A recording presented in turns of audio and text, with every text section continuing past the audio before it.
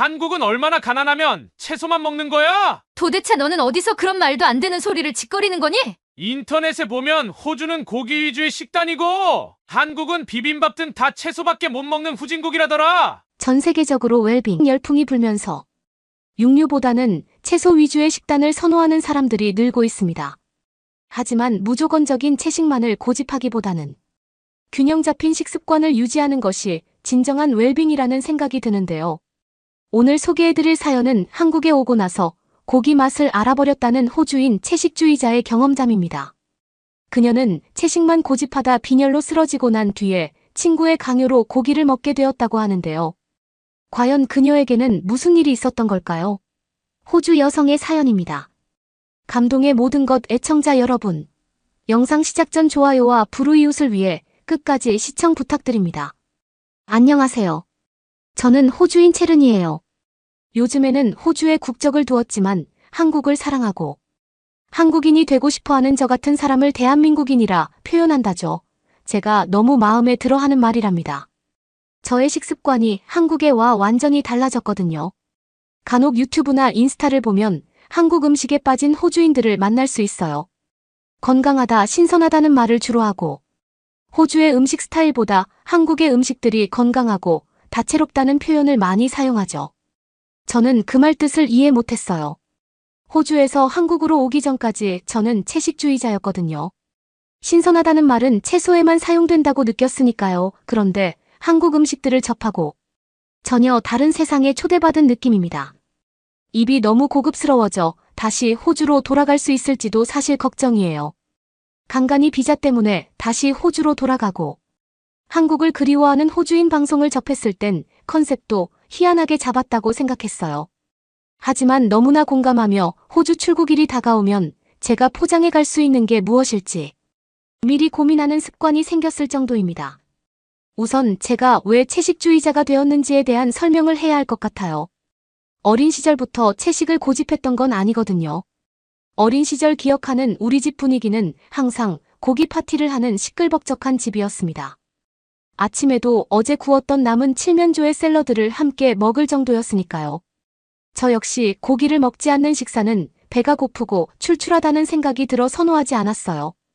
저 역시도 고기를 찾을 정도로 너무 좋아하고 익숙했습니다. 저희 집 마당에는 항상 바비큐를 굽고 있었어요. 호주는 한국과 다르게 집마다 마당이 있었거든요. 일주일에 몇 번씩 잔디를 깎아야 할 정도로 번거로웠지만 덕분에 마당에서 파티를 늘 즐길 수 있었죠. 학교가 끝나고 집에 돌아오면 출출한 저를 위해 핫도그나 햄버거 같은 간편한 간식도 항상 준비해 주셨습니다. 아시겠지만 햄버거나 핫도그 안에는 가공된 고기류인 햄이 들어가 있어요. 콕 짚어 그것이 문제라고 말하는 건 아니에요. 어느 게 문제일지 알 수 없을 정도로 항상 다양한 육류를 먹었으니까요. 그러던 중 어느 날 어머니가 급작스레 쓰러지셨어요. 그때도 마당에서 바비큐 파티를 하는 중이었죠. 매일 고기를 구워 먹으며 든든하게 먹었지만 이상하게 어머니는 살이 빠졌어요. 그래서 안 되겠다 생각하신 아버지가 어머니를 위해 고기를 굽고 계셨거든요. 아버지가 굽는 고기를 보던 어머니가 갑자기 쓰러지셨어요. 당황한 저희는 고기를 굽다 말고 어머니를 차에 태우고 병원으로 급히 가게 되었습니다. 의사는 다양한 검사를 진행하면서 평소 식습관을 물었어요. 바비큐를 비롯해 햄버거와 피자, 핫도그 등을 자주 먹는다고 했죠. 의사는 이야기를 잠자코 듣더니 고기를 너무 많이 먹어 암에 걸린 것 같다고 조심스레 말했습니다. 저희 가족은 충격을 받았어요. 건강하게 힘을 내기 위해 즐겨 먹던 고기 때문에 건강상 이상이 올 수 있다는 사실을 몰랐기 때문입니다. 의사는 호주에서 즐겨 먹는 고기 요리 때문에 암에 걸릴 수 있는 이유를 상세하게 알려줬어요. 호주는 대량 생산하는 고기를 오랫동안 보관하기 위해 화학물질을 사용하는 경우가 많다고 전했습니다. 화학물질은 식품의 유통기한을 연장하는 데 유용하지만 신체에 해로운 화학물질을 다량 함유하고 있죠. 이런 화학물질은 호주 내 유통되는 고기 요리에 사용되고 있었어요. 당연히 고기를 많이 먹으며 암 발생 위험성도 높아지죠. 거기에 호주 내 고기 요리의 대부분은 지방의 함량도 상당히 높다고 전했어요. 지방 자체가 해로워 고지혈증이나 비만, 당뇨 같은 질환을 유발함과 동시에 암 발생 위험성도 높인다고 알려졌죠. 물론 고기 자체가 암을 유발하는 건 아니랬어요. 하지만 호주 내 유통되는 대부분의 고기는 질이 좋지 못했고 그런 고기를 매일 필요 이상으로 먹어왔던 식습관이 문제가 된 것입니다.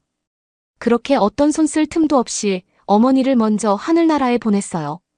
그 후 저는 성장하면서 고기를 외면하게 되었습니다. 고기 맛이 익숙해지고 성장기 아이였지만 고기가 먹고 싶다는 생각을 할 수 없었어요. 고기는 제게 어머니를 빼앗아간 음식이었거든요. 제 생명도 어느 순간 앗아갈지 모른다고 생각하니 자연스레 저는 채식주의자가 되었습니다. 그렇게 성장기를 거쳐 대학생이 되었어요. 여전히 채소를 기반으로 식사를 챙기며 건강하게 먹는다고 자부했고요. 대학에서 다른 나라로 유학을 갈 기회가 있었습니다. 처음엔 별다르게 관심이 없었는데 친한 친구가 유학생 지원서를 냈어요. 저에게 같이 가면 좋을 것 같다며 지원하라고 했죠. 저는 장남 반 호기심 반으로 친구가 지원한 나라의 유학 과정을 신청했습니다. 하늘의 뜻인지 가고 싶다던 친구는 탈락하고 오히려 제가 붙었어요. 그제서야 당황한 저는 제가 지원한 나라가 어떤 나라인지 알아봤습니다. 한국이라는 나라였어요. 한국은 제게 조금은 생소한 나라였지만 이내 그 나라가 어디인지 쉽게 알 수 있었습니다. 제가 좋아하는 축구선수 손흥민의 나라였어요. 저는 유럽 축구를 좋아하는데 선이 진한 호주인이나 유럽인과 다르게 동그란 선을 지닌 동양인 선수의 호기심이 생겼거든요. 전체적인 키도 뒤처지지 않으면서 실력도 월등했어요. 호기심에 관심이 갔던 그 축구선수의 나라가 한국이라는 생각을 하자 설레는 마음이 들었습니다. 그렇게 저는 한국으로 유학 생활을 시작했어요. 한국이라는 나라에 대해 아는 건 하나도 없었습니다. 하지만 한국에 머물면서 한국에 오지 않았으면 큰일 날 뻔했다는 생각이 참 많이 들었어요. 오고 싶어 했던 친구 대신 제가 오게 된 게 정말 감사할 정도였거든요. 저는 채식주의자로 채식이 주식이라고 알려드렸잖아요. 한국은 텃밭이라는 게 상당히 보편화되어 있었어요. 아파트에 사는 일반 가정에서도 베란다에 화분을 놓고 즐겨 먹는 채소들을 심어 수확해 먹을 정도니까요. 저에게 그런 환경은 너무 좋았습니다. 저는 기숙사에서 생활했는데 기숙사 앞에 텃밭을 만들어 놓고 기숙사 식당에서 사용했거든요. 학교를 오가며 제가 먹는 채소가 자라는 걸 보는 마음은 참 뿌듯했어요. 채소도 신선한 게 몸에 좋다는 걸 너무 잘 알았기 때문입니다. 그리고 고기를 먹지 않아도 맛있게 먹을 수 있는 음식들이 정말 많았어요.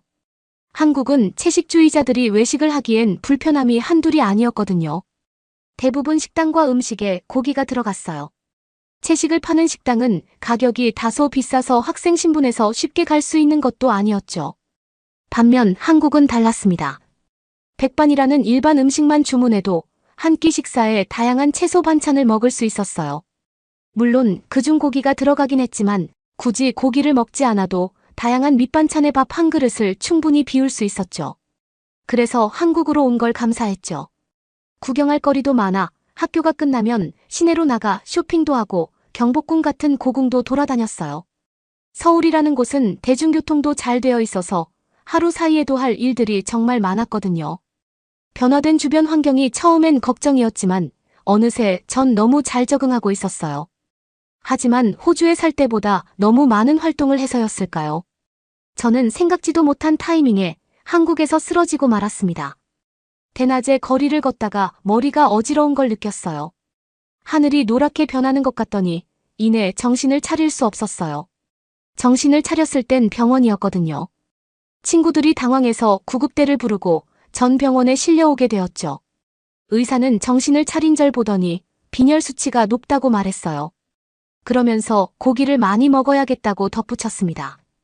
처음 어지러움을 느끼고 쓰러졌을 때 제 마음은 두려웠어요. 어머니도 이렇게 갑자기 쓰러지고 암이라는 진단을 받아 손 쓸 틈도 없이 급격하게 건강이 나빠져 하늘나라로 떠났으니까요. 그래서 건강을 위해 채식을 고집했는데 저 역시 쓰러지다니 믿기 어려웠습니다. 하지만 다행히 의사 선생님의 말씀은 제가 큰 병이 아니라고 말했어요.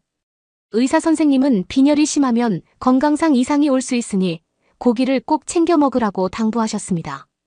친구들과 의사 선생님은 저를 걱정했지만 저는 암이 아니라는 것만으로도 괜찮다고 생각했어요. 그렇게 병원을 나왔습니다. 병원까지 함께 왔던 친구는 제가 왜 고기를 먹지 않는지 알고 있었어요. 그래서 크게 권유하지 않았죠. 그런데 빈혈로 쓰러져 수치가 위태롭다는 말을 들은 친구는 저에게 고기를 먹자고 권유했습니다. 저는 달갑지 않았어요. 지금까지 5년 정도 고기를 먹지 않았는데 지금 어지럽다고 고기를 먹으면 하늘나라에 간 엄마처럼 될까 걱정이 되었기 때문입니다. 하지만 친구는 완강했어요.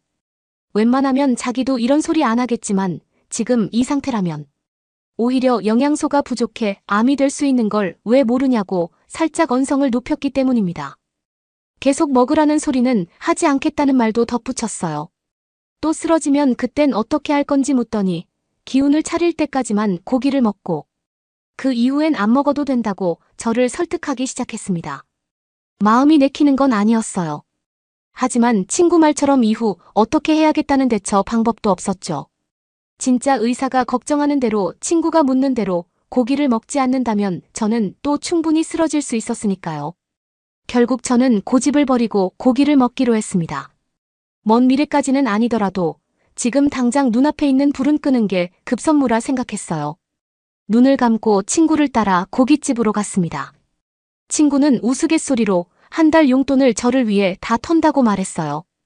저는 그때 그 말이 무슨 뜻인지 몰랐죠. 친구는 제 걱정 때문에 한국 사람들도 비싸서 잘 먹지 않는 한우를 사주러 간던 거예요. 눈앞에 펼쳐진 고기를 보는 순간까지 저는 사실 떨떠름했어요. 어머니를 죽음으로 몰고 간 원수나 다름없는데 그 원수를 살기 위해 먹는 제 모습이 정말 아이러니하게 느껴졌거든요. 친구는 한우가 나오자 정성스레 구워서 저에게 주었습니다.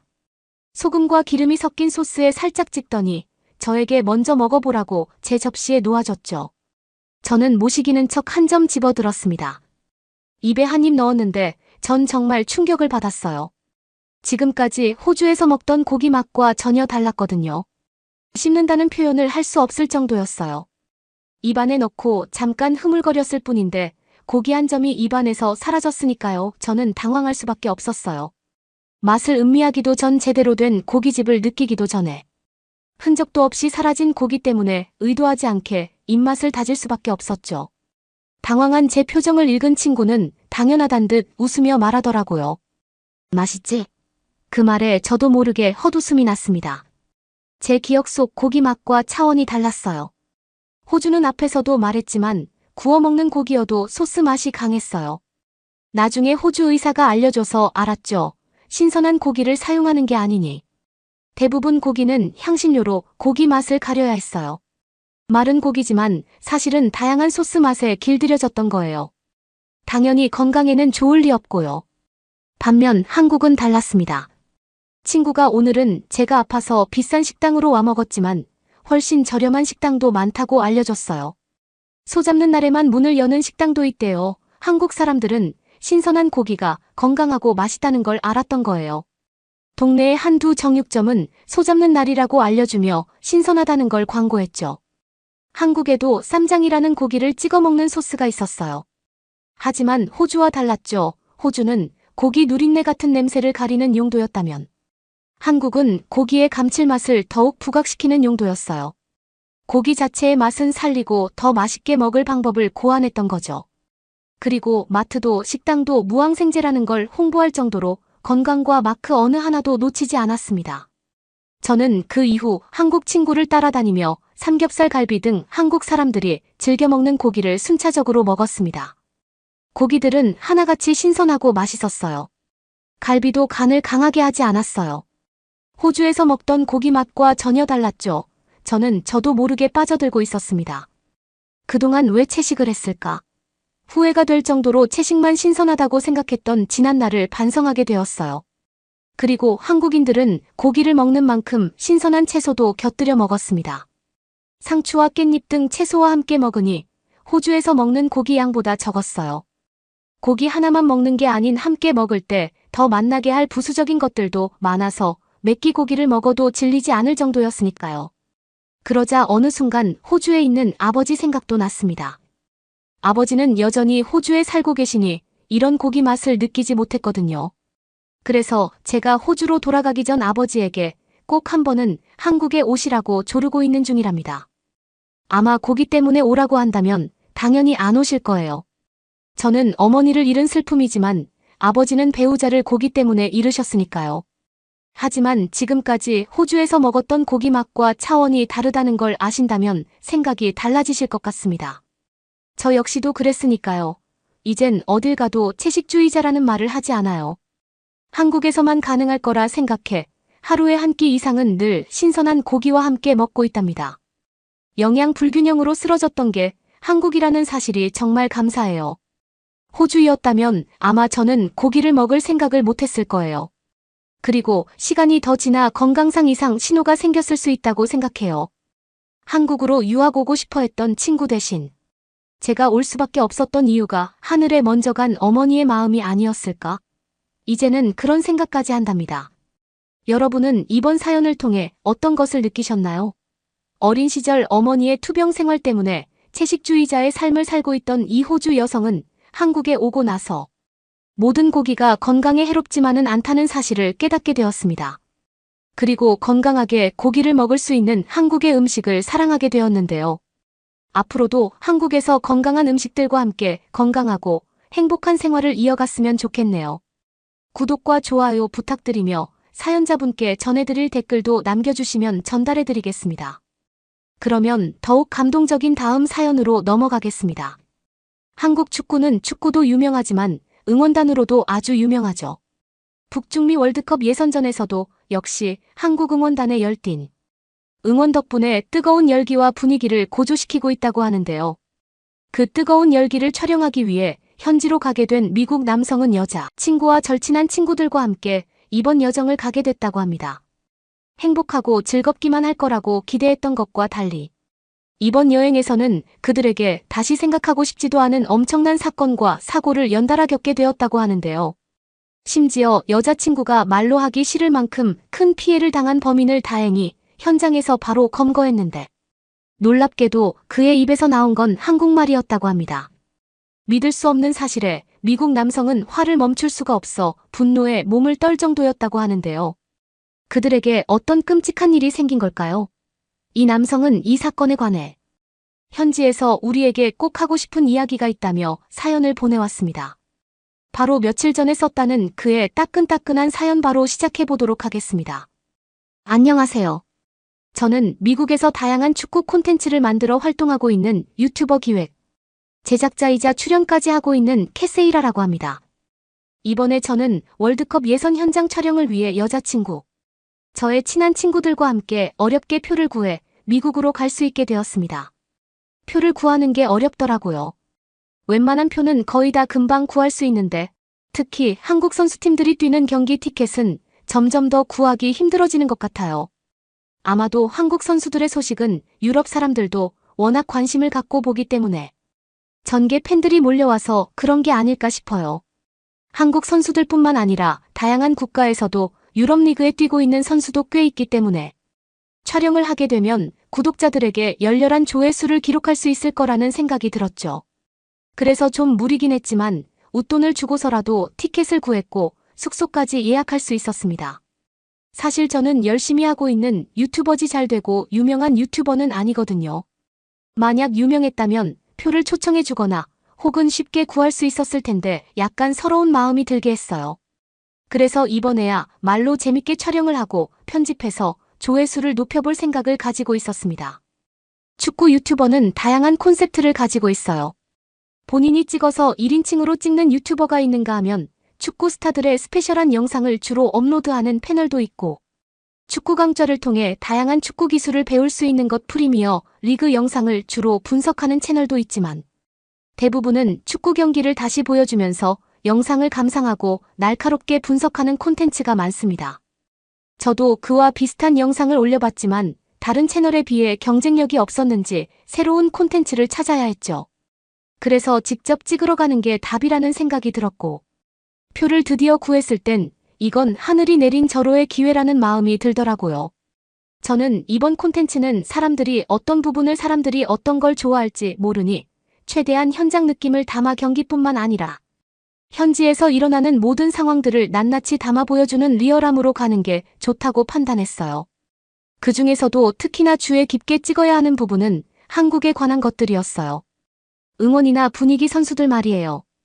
왜냐면 워낙 손흥민이나 이강인, 김민재 같은 한국 축구 선수들이 유럽에서 활약하면서 높은 인기를 구가하고 있다 보니 그들의 경기를 직관하고 싶어하는 팬들이 정말 많거든요.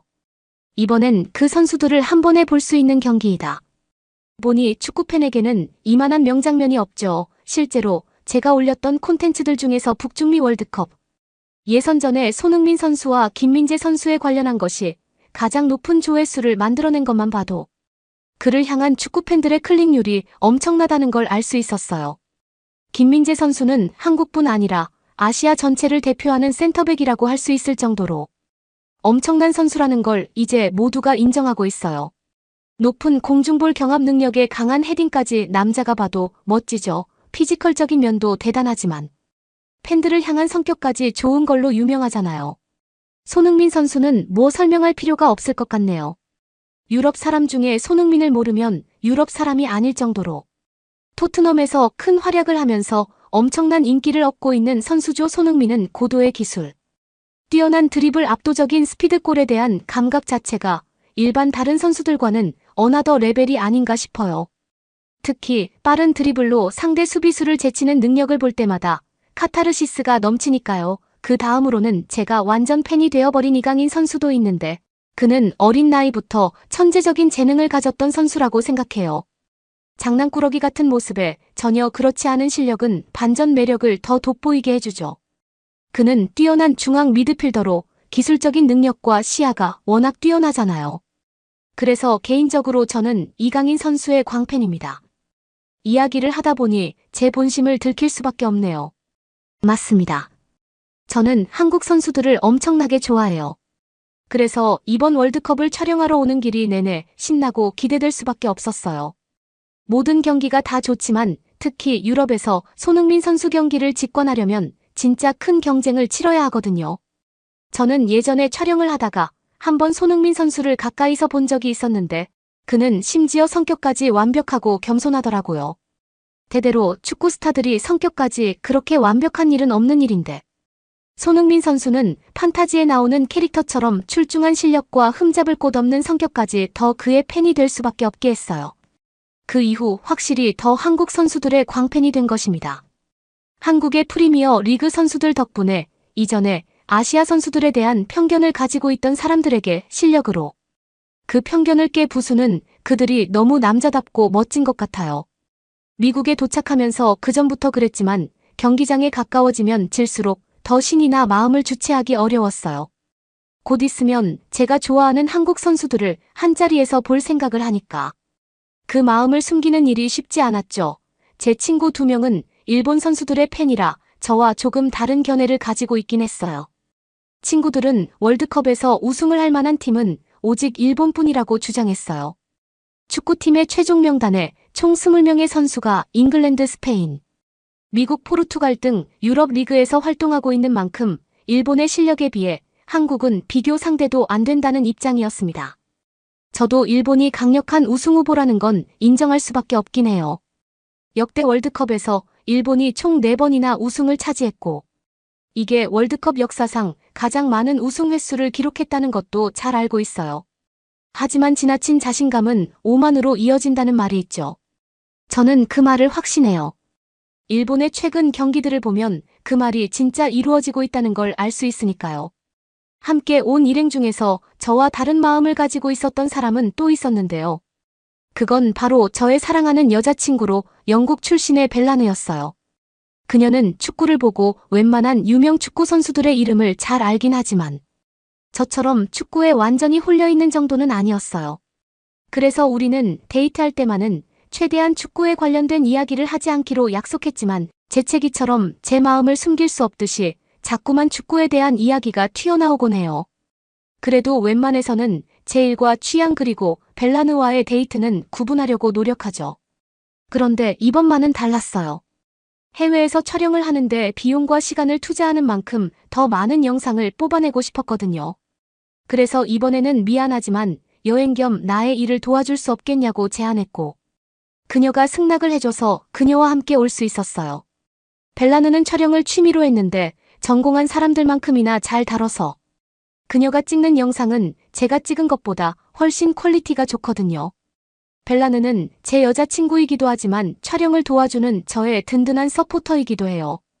월드컵이 열리는 현지로 와보니 드디어 말로만 듣고 영상으로만 접하던 다양한 국가들의 응원 문화를 가까이서 접할 수 있었는데요. 북중미 월드컵 예선전 때도 느꼈지만 진짜 별의별 응원 방법이 다 있는 것 같아요. 저는 응원단은 선수단만큼 정말 중요하다고 생각하는 사람이에요. 응원단은 단순히 응원 정도를 하러 오는 관중이나 팬을 뛰어넘는다. 개인적으론 그렇게 생각하거든요. 응원단은 경기의 분위기를 고조시키고 선수들에게 동기를 부여해주는 아주 중요한 역할을 해주잖아요. 게다가 각 나라의 응원은 단순한 응원을 넘어 그 나라만의 문화적인 정체성과 전통을 반영하고 있을 정도로 그 나라 사람들을 대변하는 일종의 아이덴티티라고 할 수 있어요. 예를 들어 카니발 같은 축제 분위기로 색색의 의상이나 리듬감 넘치는 삼바 음악 춤으로 경기장을 달구는 브라질 응원단. 일명 오렌지 군단으로 불리면서 전통적으로 오렌지색을 입는 네덜란드 응원단 반대로 아주 조직적이면서 큰 깃발과 함께 질서정연하게 응원하는 미국의 응원단도 있죠. 미국과 가장 반대되는 나라를 꼽자면 저는 아르헨티나 응원단이라고 생각해요. 아르헨티나 응원단은 정말 열정적이고 라틴 특유의 뜨거운 감정 표현을 하는 응원이 딱 아르헨티나를 단박에 보여주는 것 같아요. 이러한 각국의 응원단은 해당 국가의 문화적 특성과 정체성을 반영하며 축구 경기에 독특한 분위기를 더하죠. 이렇듯 스포츠 경기를 통해 일반 국민들까지 그 나라의 특성을 보며 주면서 전 세계에 소통하고 알리는 수단이 되기도 한다고 생각해요. 모두가 국가의 이미지가 되는 거죠. 저는 그 중에서 단연 한국의 붉은 악마라 불리는 응원단을 가장 좋아해요. 응원단을 응원하는 셈이라고 해야 할까요? 제 친구들은 무조건 한국만 응원하는 저를 이상하게 여겼어요. 응원단 역시 일본 응원단이 시민의식도 최고인데 몰라라며 왜 그걸 모르냐며 답답하다는 취급을 하더라고요. 사실 바보 같은 건 그들이죠. 저도 예전만 하더라도 그런 점 때문에 일본 응원단을 참 좋아했어요. 일본의 응원단이 질서정연하기로 유명하잖아요. 정교하고 조직적으로 움직이는데 그들만의 창의적인 응원 방식이나 코스프레도 상당히 흥미로웠지만 그들의 신사적인 행동은 응원하기에 충분했죠. 하지만 2019년에 일본이 한국의 한 행동을 보고선 계속해서 정이 싹 떨어지면서 그 다음부터는 일본 팬들이 조용히 이기적이라는 생각에 두 얼굴 같은 모습이 무서워지더라고요. 지난 2023년 북중미 월드컵 예선을 보러 방문했을 때 일본 응원단이 우길기를 펼치고 축구를 응원했던 적이 있었는데요. 저는 그 현장에서 아주 똑똑히 그 모습을 목격했던 사람입니다. 그런데 여전히 또 우길기를 버젓이 펼치고 있는 문제가 발생하고 있더라고요. 올해도 일본 야구 경기장에서 한일 예선전에 일본 팬들이 우길기를 들고 응원을 하기도 했다고 하더군요. 안 된다는 걸 알고 전 세계에서 그걸 비판적인 시각으로 보고 있다는 걸 알면서도 앞에서는 신사 같은 모습을 하곤 속 안에 감춰둔 우길기를 꺼내는 모습이 갈수록 짜증나게 느껴지더라고요. 다른 경기도 아니고 한일전에서 굳이 그걸 펼치는 의도가 뭔지 이해할 수가 없었죠. 국제축구연맹인 피파에서도 정치적인 의도가 남긴 문구는 엄격히 금지가 되고 있지만 일본 사람들 변명을 들어보면 우길기는 일본인들 사이에서 풍요롭고 출산의 의미로도 사용되어 왔기 때문에 그걸 막으면 안 된다는 말도 안 되는 주장을 하더라고요. 하지만 우길기는 과거에 일본이 아시아 각국들을 침략할 때 전면에 내세우기도 한 깃발로서의 의미가 더 크잖아요. 그래서 우길기는 일본의 군국주의와 제국주의를 상징하는 대표적인 모양이라 제안하는 거고 미국인인 제가 보기에도 그게 당연한 수순인데 왜 그러는 거죠? 그런 의미가 담긴 우길기를 한일전에 가져와 아랑곳하지 않고 응원을 하겠다는 건 한국을 무시하고 과거에 행했던 일들이 전혀 창피한 게 없다는 뜻이기도 하잖아요. 이건 몰라서가 아니라 알면서도 계속해서 그런다는 확신이 들더군요. 앞에서는 쓰레기를 줍고 질서정연한 응원단의 모습을 하고 안으로는 자신들이 숨긴 우길기를 언제든 펼칠 수 있습니다. 칠 수 있는 사람들이라고 생각하니 겉과 속이 어떻게 그렇게 다를 수 있는지 배신감마저 들기도 했죠. 제가 아까 그랬잖아요. 응원단은 그 나라를 대표한다고 말이에요. 그런데 여기서 보여주고 있는 일본의 태도가 딱 그걸 대변하네요. 제가 이렇게 화가 난 데는 저는 미국 사람이잖아요. 미국에서 절대로 사용하면 안 되는 모양을 아시죠? 나치 독일의 하켄크로이츠 표시요. 이 기호는 나치단과 아돌프 히틀러에 의한 유럽 전역의 전쟁이나 홀로코스트, 인종 청소 같은 2차 세계대전 동안 이뤄졌던 잔혹한 것들을 상징하고 있어서 전 세계적으로 지향하고 있는 표시입니다. 많은 나라에서도 이 기호 사용을 엄격하게 제한하고 있을 만큼 이 모양이 주는 의미가 아주 묵직하다는 뜻이겠죠. 이 기호만으로 반인류적이었던 범죄와 연관된 상징으로 간주되기 때문에 사람들은 대부분 이 기호만 봐도 극도로 부적절한 의미를 떠올립니다. 이 문양은 전 세계에서 극도로 민감하고 부적절하게 보고 있어서 누구나 사용하면 안 된다는 걸 알고 있어요. 특히 공개적인 곳에서는 완전히 금지라고 할 수 있죠. 하지만 이렇게 많은 나라에서 막고 제한할 수 있는 게 가능했던 건 독일이 모든 잘못을 인정했기 때문이겠죠. 하지만 일본은 그렇지 않으니 문제가 더 심각한 것 같아요. 그 우길기가 안 좋은 의미를 대변하고 있다는 걸 인정하는 순간 자신들이 그간 행해왔던 잘못까지 인정하는 꼴이 되는 거라는 생각이 있어서 그런지 절대로 인정하질 않는 것처럼 보이더라고요.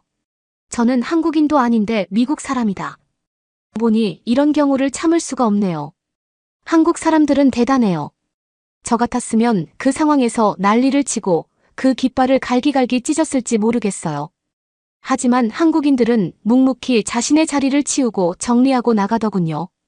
놀 땐 놀고 치울 땐 치우는 그런 무심하지만 예의와 규범을 지키는 모습이 저는 더 멋지게 다가오더라고요. 원래 겁쟁이들이 계속해서 도발을 하는 거잖아요. 조금씩 찔러가면서 상대가 어떤지 살피고 말이에요. 이건 겁이 많은 반증인 것 같아요. 다시 한국응원단에 대해 더 이야기할래요. 한국응원단은 정말 조직적이어서 그 단합된 모습을 보면 정교하게 장인이 만든 도미노를 보는 것 같다고 해야 할까요? 붉은색 의상을 통일하게 입고 얼굴에 페인팅을 하거나 악마 머리띠, 혹은 태극기로 만든 옷이나 액세서리를 하는 그들을 보면 한국은 응원할 때도 패셔너블하다는 걸 느낄 수 있었어요. 미국 사람들은 아시다시피 외모나 입고 다니는 가꾸고 꾸미는 것에 그렇게 많이 신경을 안 써요.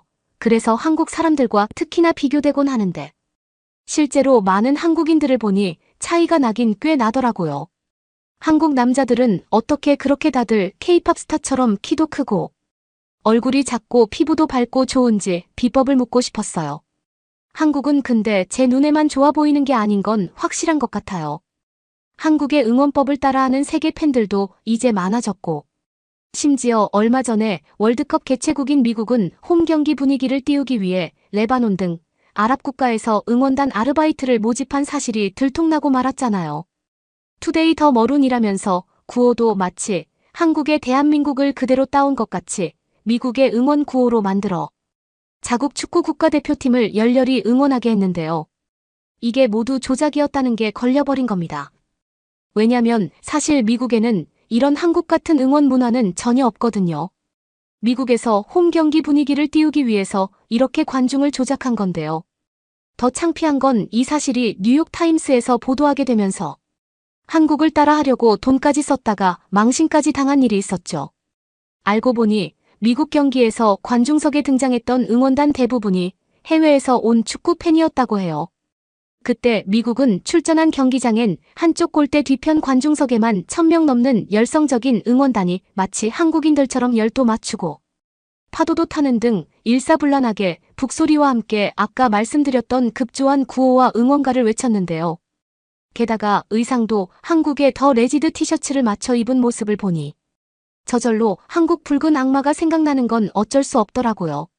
정말 놀라운 건 연습을 얼마나 했는지 알 정도로 동원된 사람들은 모두 다 외국 청년들이고 미국 국민도 아닌데 국가도 그들 노래처럼 불렀고 경기가 진행되는 내내 응원단 곳곳에 서 있는 응원 리더라고 불리는 사람들이 더 큰 목소리로 응원하고 노래하고 구호를 외칠 수 있게끔 분위기를 리드했다고 하더라고요.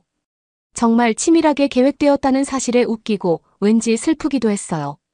하지만 적당히 했어야 더 티가 안 났을 것 같아요. 진짜 팬이 아닌 게 해도 너무 티가 났던 거죠. 마치 붉은 악마처럼 분한 그들의 응원 모습은 이제껏 미국은 전혀 보여준 적 없는 응원 문화라 그걸 본 사람들이 이해함을 가지기 시작했고 결국 모두 자발적인 팬들이 아니었다는 진실이 세상으로 드러나 버리게 된 거죠.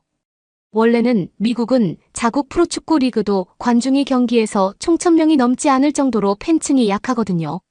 매번 그렇게 썰렁하니 경기장 분위기를 위해 열혈 축구팬으로 보이는 사람들을 돈을 주고 일명 방청객 아르바이트를 시킨 셈이죠. 그뿐 아니라 미국의 방청객으로 온 레바논의 젊은 축구 팬들에게는 항공편은 물론 숙식 입장권, 수고비 등을 제공하기도 했다고 하더라고요. 더 충격적 인권 조작을 위해서 미국 정부는 대회가 11월 개최인데 4월부터 응원단을 섭외했고 대회 개최 한 달 전인 10월 중순 미국에 도착해 새 응원가와 안무를 짜 예행 연습까지 했다고 하더라고요. 정말 긴 기간 노력한 프로젝트였는데 결국 뉴욕타임즈에 의해 밝혀졌네요. 응원단 대다수는 자국민이 아니라 레바논에서 왔고 이외에도 이집트, 알제리, 시리아 등에서 온 축구팬도 포함됐다는 사실에 사람들이 더 놀랐던 건데요. 간혹 월드컵과 올림픽 등 국제대회에서 관중석을 채우기 위해 자국민을 동원하는 경우는 있지만 해외에서 고용하는 경우는 진짜 드문 일이거든요. 특히 축구는 이럴 필요가 없긴 하죠. 오히려 표를 구하기 힘든 나라들이 대부분이니까요. 한국 붉은 악마야 원래 유명하기도 했기 때문에 꼭 한국 붉은 악마를 카메라에 담고 싶었거든요. 북중미 월드컵 예선을 보러 갔을 때 한국 응원팀을 보고 홀딱 반해버렸어요. 유럽 축구 팬들이 얼마나 열정적인지 아시죠? 그래서 저는 웬만한 응원 문화에는 끄떡없이 아무렇지도 않을 거라는 자신이 있었거든요. 그런데 실제로 한국 붉은 악마들이 실제 경기장이 아니라 그냥 길거리에서 응원하는 것만 봐도 그 분위기에 완전 압도가 될 겁니다. 그간 미디어에서도 접했고 붉은 악마에 대해 잘 안다고 생각했어요. 그런데 그날 본 그건 차원이 다르더라고요. 거기서는 진짜 별의별 복장을 다하고 각 나라를 응원하기 위한 공연도 펼쳐졌는데 시선을 강탈한 건 역시 한국 응원팀이었어요. 예전 한국의 왕이 입었다는 임금님 옷과 그를 지켰던 장군 복장, 어우동 사또라는 복장을 한 사람들이 정말 재미있었어요. 그런 다양한 의상을 입고 현대적인 건물에서 응원을 하는 게 모든 사람들의 관심을 집중시켰어요. 그들은 한국의 아리랑 응원단이라고 하더라고요. 아리랑 응원단은 붉은 악마보다 더 오래전부터 생긴 응원단이라고 했는데 요즘 방식이 아니라 한국적인 전통 방식으로 꽹과리와 북을 치며 응원을 하는 독특한 모습이었어요. 저는 붉은 악마가 워낙 유명하니까 같은 건 줄 알았는데 직접 보니 응원 방식도 다르고 응원 문화도 확실히 달랐어요. 이 사람들은 평소 생업도 있는데 수백만 원 이상 자비를 들여서 축구만을 응원하기 위해 다니는 열정을 보였어요.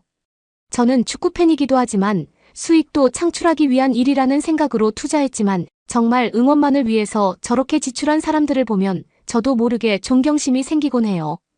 아리랑 응원단은 아주 커다란 대형 태극기와 응원 현수막 퍼포먼스도 진행하고 태극기를 이용해 제작한 티셔츠를 무료로 나눠주기도 했는데 저도 정말 받고 싶었으나 금방 솔드아웃돼서 아쉽게도 받질 못했어요.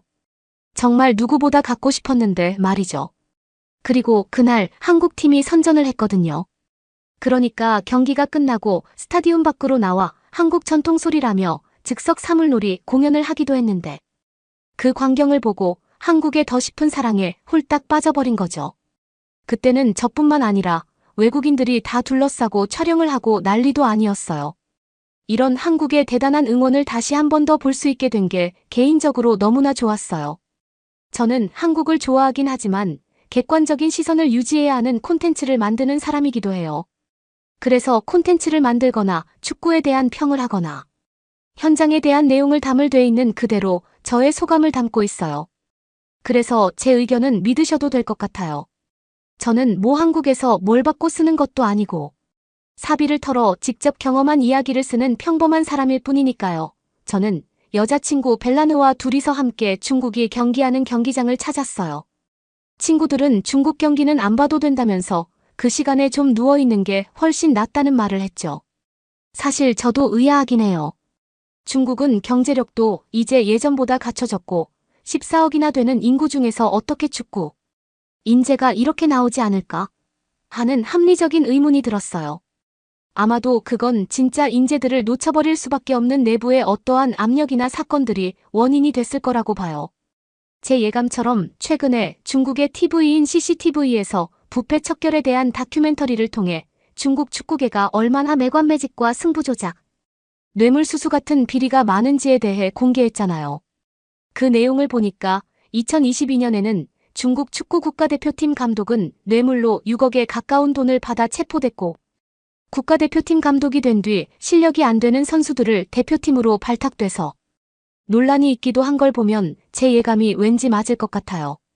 우리는 나름 그래도 가장 비싼 좌석에 앉아볼 수 있었는데 솔직히 너무 매너도 없고 소리 지르며 욕을 하는 사람들 때문에 짜증이 엄청 났어요.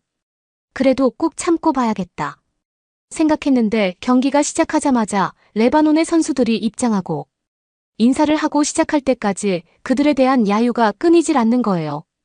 아니 선수들과 관중석의 응원단은 모두 페어플레이를 해야 하는 규칙도 모르나요? 진짜 짜증나더라고요. 막 레이저를 가져다가 쏘고 그러는 사람들도 아주 많았어요. 정말 화가 나더라고요. 왜냐면 이건 얼마 전에 중국이 한국을 대상으로 했던 매너 없는 방법과 동일한 거잖아요. 국제적으로 그렇게 욕을 먹고도 아직까지 똑같은 행동을 하고 있는 그들의 양심 없음에 분노가 치밀어 올랐죠. 지난해 11월에 열렸던 국제축구연맹 아시아 지역 2차 예선 조별리그에서 한국과 중국이 대결을 했을 때 기억나세요?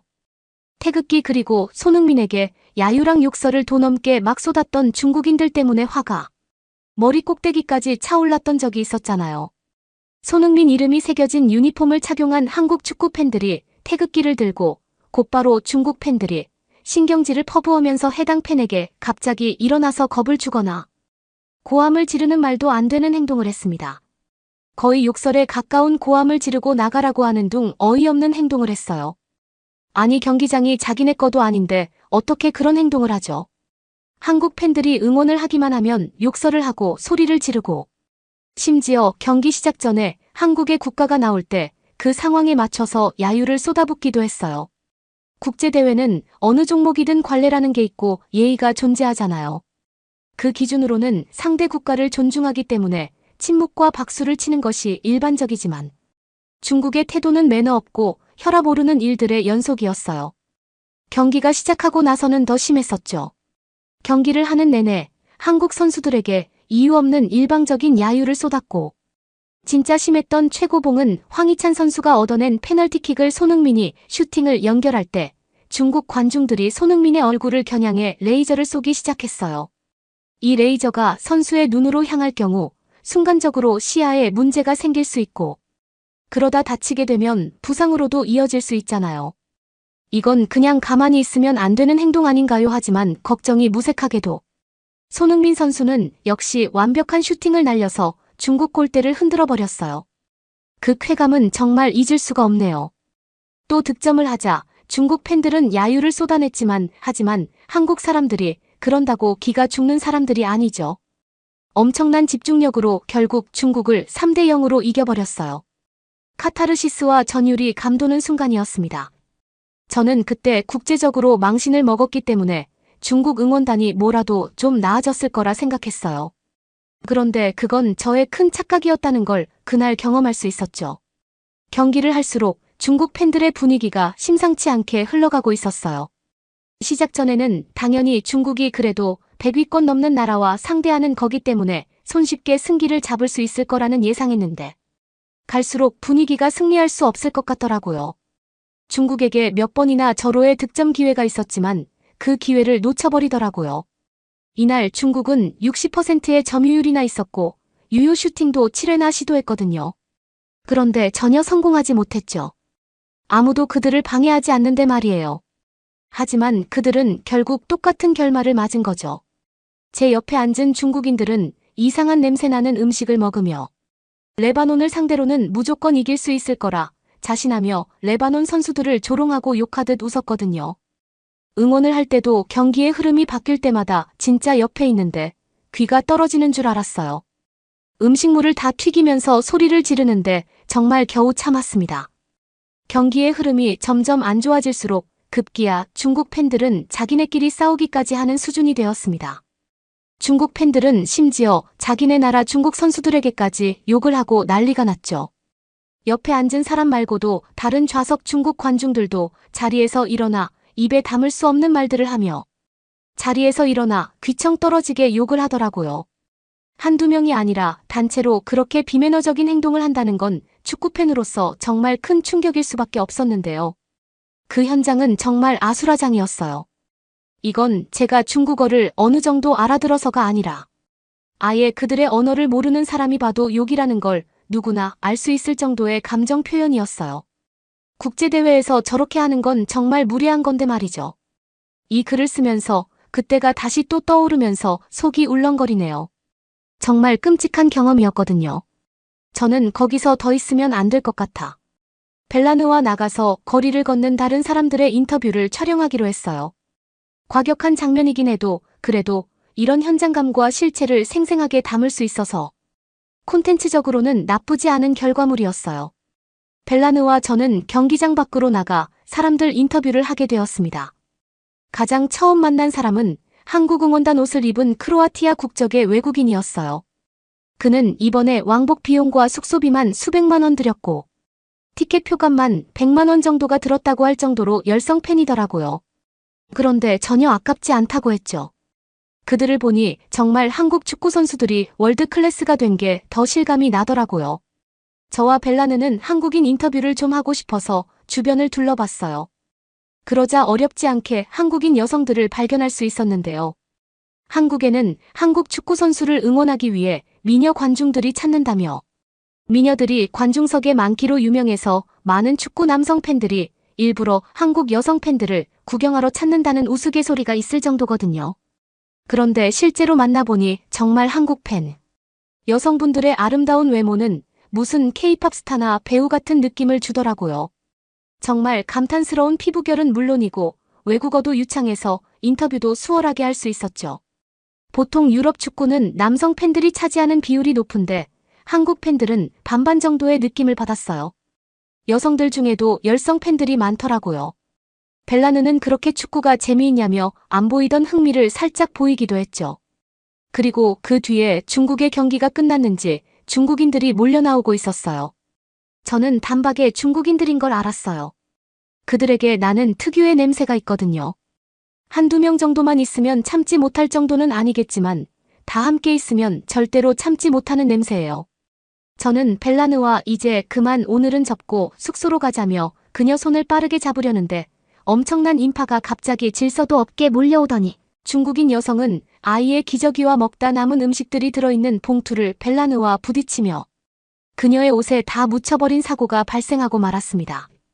벨라느의 비명소리에 놀라 사람들을 헤집고 그녀에게로 갔더니 쉰내와 음식물 냄새가 섞인 조합에 깜짝 놀랐어요. 그래놓고 사과도 안 하고 그냥 가려고 하는 거예요. 저는 너무 화가 나서 당장 사과하세요라고 중국어로 외쳤는데요. 그러자 그녀는 죄송합니다라고 한국어로 대답하는 거 아니겠어요? 누가 봐도 중국인인데 한국인인 척을 하는 거예요.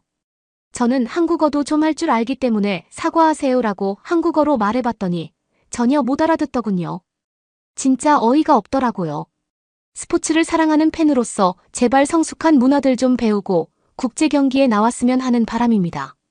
며칠 후 편집과 대본을 쓰기 위해 촬영을 했던 경기에 대한 후기들을 보는데 중국 사람들이 열받는다며 쓰레기들을 거의 다 투척하듯이 자리에 두고 완전 개판을 만들어버리고 간 모습을 보니 정말 가관이더군요.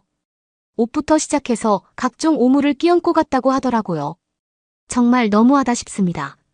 그리고 계속해서 아쉬운 결과를 보이고 있는 중국 축구팀에게 이번에 중국 팬들은 자신의 나라 선수들에게 중국으로 다시 오면 가만 안 두겠다는 생명을 위협하고 무서운 공갈 협박까지 일삼고 있다고 하더라고요. 그래도 다들 나름 열심히 했을 텐데 수고했다는 말은 아니라도 너무 심한 정도의 대우가 아닌가 싶네요. 선수만 잘한다고 되는 게 아니라는 걸 그들이 알았으면 좋겠습니다. 특히 이렇게 여러 나라가 함께하는 국가 간 축제에서는 자국민들이 보여주는 분위기도 고스란히 선수들에게 전달되고 영향을 미친다고 생각해요. 잘하든 잘하지 못하든 최선을 다한 선수들에게 박수를 쳐줄 아는 관중이 진정한 팬이라고 생각합니다. 높은 나무일수록 바람을 많이 받는다고 하죠. 저는 한국이 딱 그렇다고 생각합니다. 일본에서 우길기를 드는 것도 야유를 하는 것도 모두 다 그 때문일 거라 생각해요. 최약체라고 생각한다면 그럴 이유가 전혀 없으니까요. 개인적인 솔직한 마음으로는 한국이 꼭 우승을 하는 모습을 보여주면 좋겠네요. 저는 편집을 좀 하면서 몇몇 주요 경기들만 직관할 예정인데요. 아마 한국은 잘 해낼 것 같습니다. 진정한 강함은 육체가 아니라 의지에서 나온다는 말이 있듯이 한국이 딱 그런 나라라는 걸 제가 몇 년 전 직접 눈으로 목격했으니까요. 그럼 저는 팬심과 사심을 조금 넣은 콘텐츠를 만들러 가봐야겠습니다. 여러분은 어떻게 보셨나요? 응원과 격려의 한마디씩을 댓글로 남겨주시기 바랍니다. 사연자분들에게 전달해드리겠습니다. 실제 사연 제보를 받고 있습니다. 채택되신 분께는 작은 선물도 보내드리고 있습니다. 저희의 사연이 여러분의 하루에 작은 힘이 될 수 있었으면 좋겠습니다. 감동적인 사연을 주변 분들과 이야기 나눠보세요. 더욱더 좋은 영상으로 다시 찾아뵙겠습니다.